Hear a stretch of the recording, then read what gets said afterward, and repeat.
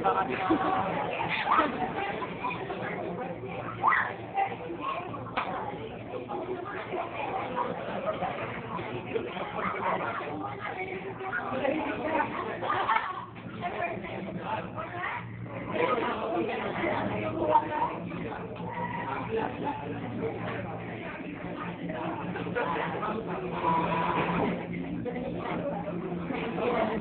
ka-inject ka kay sis.